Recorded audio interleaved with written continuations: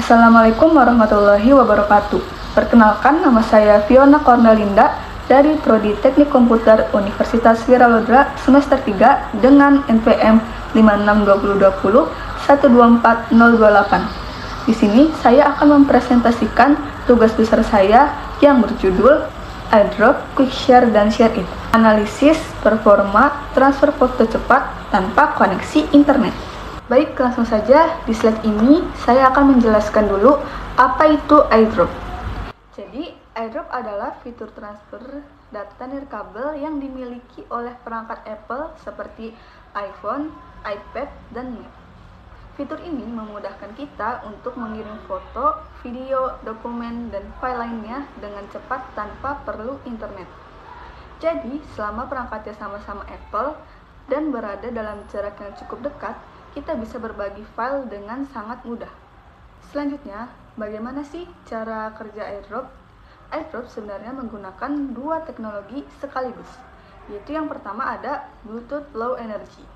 Bluetooth ini berfungsi untuk mendeteksi perangkat Apple lain di sekitar kita. Jadi, misalnya kita mau mengirim file, perangkat kita akan mencari dulu siapa saja yang tersedia. Lalu yang kedua ada Wi-Fi peer-to-peer. Setelah perangkat ditemukan, iDrop akan membuat koneksi langsung lewat Wi-Fi antar perangkat tanpa perlu jaringan Wi-Fi atau internet. Koneksi ini sangat cepat dan sudah terenskripsi sehingga proses pengiriman lebih aman. Dan keamanan di iDrop juga cukup baik karena setiap pengiriman harus disetujui oleh penerima. Jadi, file tidak bisa masuk begitu saja tanpa izin. Selanjutnya, kita masuk ke Quick Share. Quick Share adalah fitur berbagi file cepat yang digunakan pada perangkat Android, Chrome, dan juga Windows. Fitur ini memungkinkan kita mengirim file ke perangkat terdekat tanpa memerlukan internet karena menggunakan teknologi Wi-Fi direct.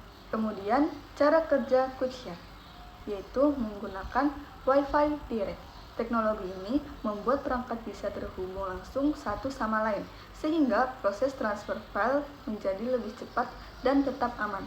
Wi-Fi direct ini mirip seperti membuat jaringan pribadi sementara antara dua perangkat.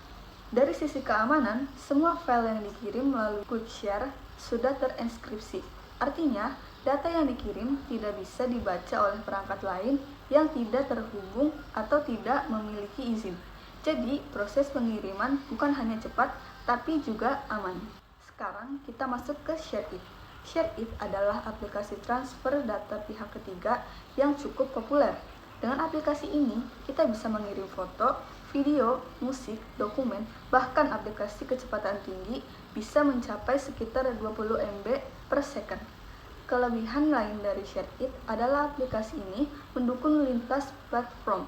Jadi bisa dipakai di Android, iOS, Windows, dan Mac. Kemudian cara kerja Share It yaitu menggunakan hotspot pribadi. Yang pertama itu ada hotspot lokal. Perangkat pengirim akan membuat hotspot pribadi. Yang pertama yaitu hotspot lokal. Perangkat pengirim akan membuat hotspot Wi-Fi pribadi. Lalu perangkat penerima akan terhubung ke hotspot tersebut. Yang kedua, transfer cepat. Setelah terhubung, file dikirim melalui jalur Wi-Fi langsung atau peer-to-peer. Dengan teknik ini, transfer bisa berjalan dengan cepat tanpa internet. Lalu, dalam penelitian ini, saya menggunakan dua pendekatan. Yang pertama, studi literatur, yaitu mengumpulkan informasi dari dokumentasi resmi dan artikel teknologi untuk memahami mekanisme kerja iDrop, Quick Share, dan Share It. Kedua, saya juga melakukan uji coba langsung untuk melihat bagaimana ketiga metode tersebut bekerja secara nyata, termasuk kecepatan, kemudahan penggunaan, dan stabilitas koneksi. Jadi, hasil penelitian ini bukan hanya berdasarkan teori, tapi juga didukung oleh pengujian praktis di lapangan. Selanjutnya, kita masuk ke eksperimen. Di sini ada eksperimen 1, yaitu iDrop. Pada eksperimen pertama, saya menguji iDrop menggunakan dua perangkat Apple. Prosesnya sangat sederhana, cukup aktifkan Wi-Fi dan Bluetooth, lalu perangkat sudah saling mendeteksi secara otomatis. Ketika foto dikirim, proses transfer berlangsung sangat cepat, hampir instan, dan stabil tanpa hambatan. Yang menarik, iDrop tidak memerlukan proses pairing atau penyandingan yang rumit.